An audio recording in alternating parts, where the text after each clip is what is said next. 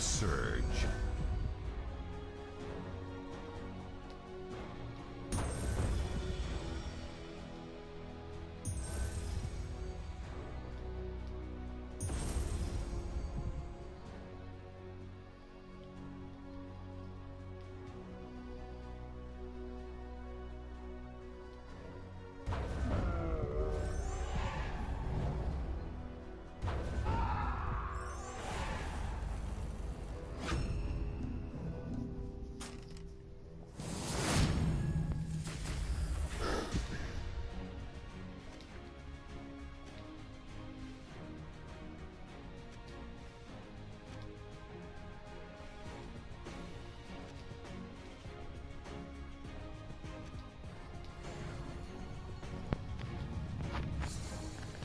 For people who don't actually know what this game is, it's more like a strategy game.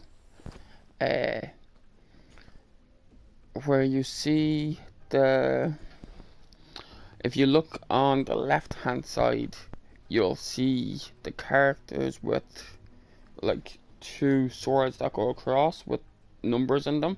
Like my first one is 4, the second one is 4, the last one is 8. That's your attack on the opposite person. So if, see on the right hand side, the way their first attack is 10, that's obviously going to do more damage than my attack people.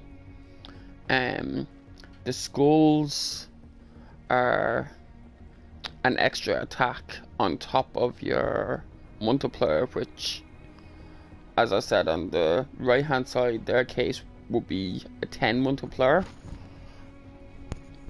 You just basically have to match the different colours, any more than 3, and anything up to 8 will do. But if you match, say 4 in a row, you get an extra turn.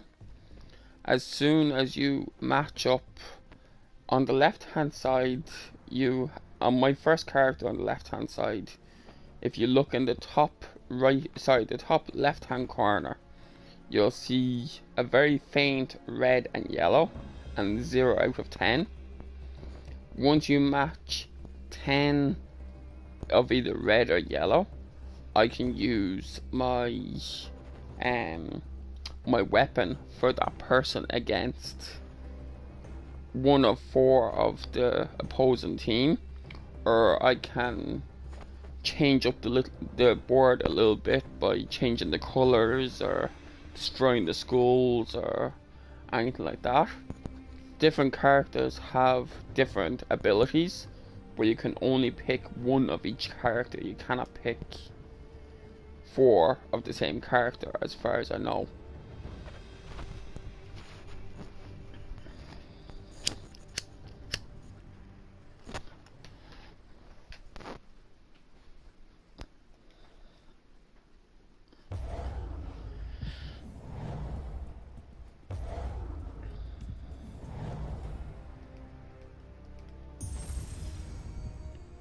Now I matched 4 there, so I get an extra turn.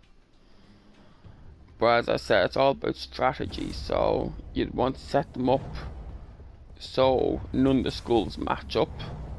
See this one here now, he set up the skulls so they're matching close to each other.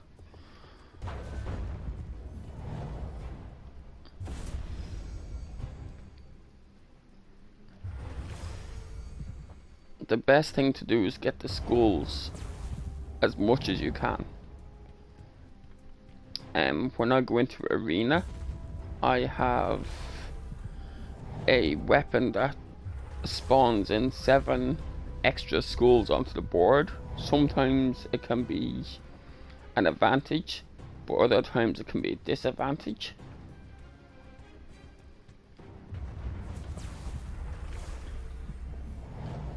And unfortunately you cannot see what's coming down from above this line here, so you never know what's going to actually appear. There could be 6 skulls in a row here that will attack the opposite team.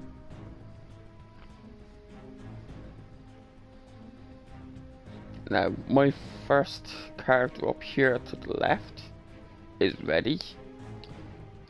If you click on it, you'll see transform the selected mana color to blue, gain 2 souls. Now I only have a couple of blues here, but you'd want to make sure, see the way that there's a blue, a brown, a blue and a brown? You can turn brown into blue, like this. Which means you'll get an extra turn because you've matched 4.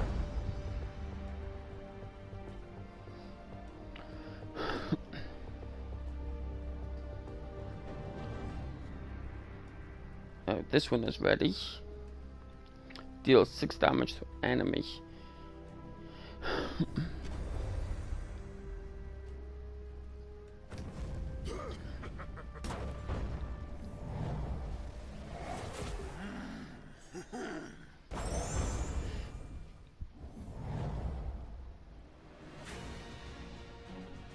Now see this here, for example, this will be an advantage but a disadvantage at the same time, because if I move this one with this one, okay, these 3 skulls are going to disappear, but these 2 are going to drop down to here and here, which gives the opposite team a chance to move that skull in this position to take out the 3 skulls here. So it has its advantages and disadvantages. Now, see the way he has 5. He can kill me no problem.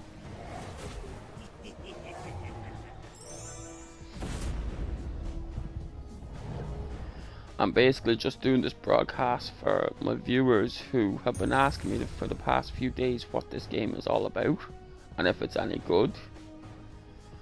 But it's a little bit difficult to explain it to certain people, so I said I'd just do a broadcast just to show them instead of trying to explain it. It's just easier. Every day that you come on this game you get a bonus at the start. I think it starts out at 50 coins and works its way up to 400 or 500 coins if you play for 7 days in a row. I'll go through everything now in a moment of what's actually in the game once this is over. Mana surge.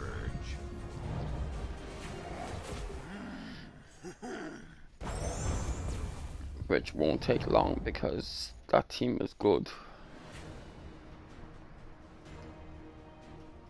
And unfortunately my characters are not fully upgraded just yet, so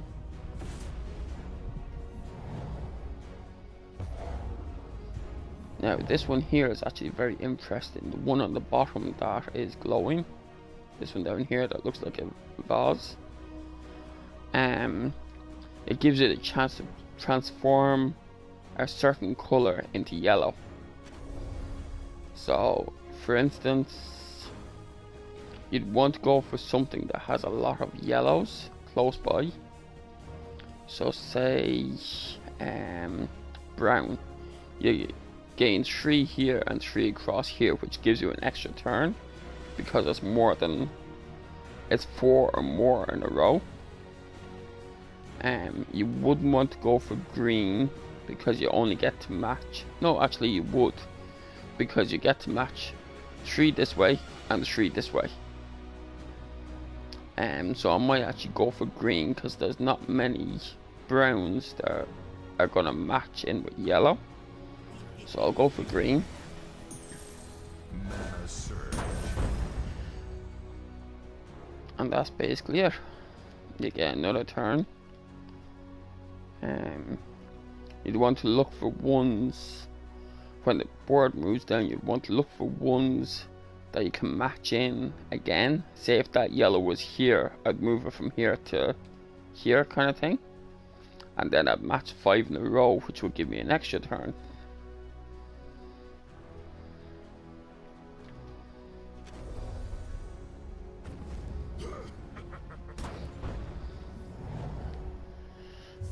Now this guy here on the right hand side, he's the second one down.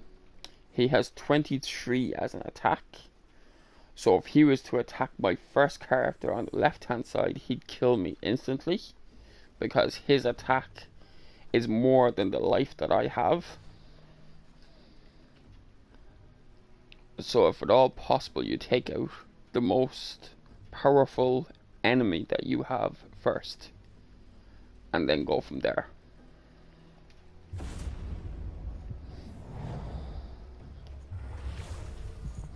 Well, in my case, I'm going to lose anyway, because A, my characters aren't fully upgraded, and B, I only have 2 of them left.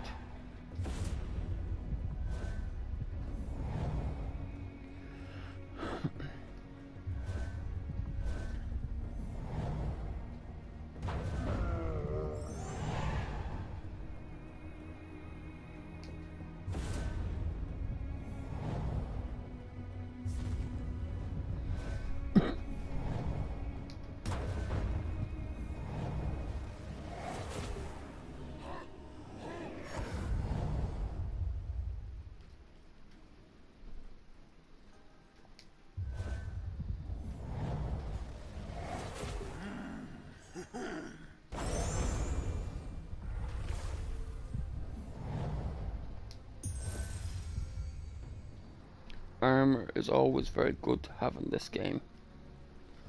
Armor on my left character is 1 at the moment, but the more armor that you have, the more shots it is going to take to kill you.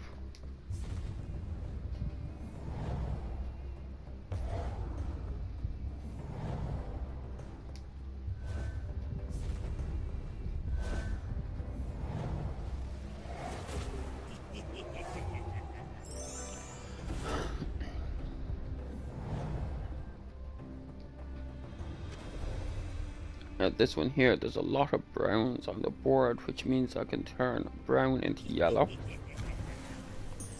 and I should delete most of the board.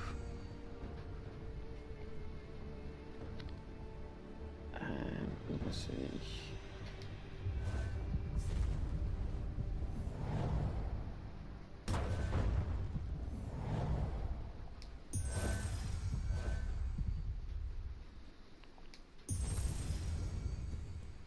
Hopefully I can get another hit in before an enemy hits me, but I don't think I will, because my mana isn't fully upgraded and they have a fully upgraded one.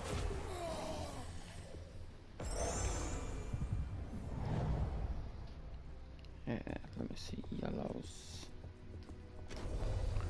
This time I think I'll turn red into yellows, I think. Yeah, it's really the only one that's going to give me a second go.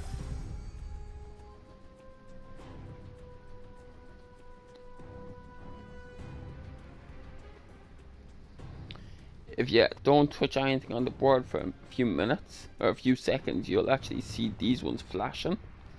Where is your next best move? Which is good for people who have only really started the game and aren't sure exactly how to play it just yet.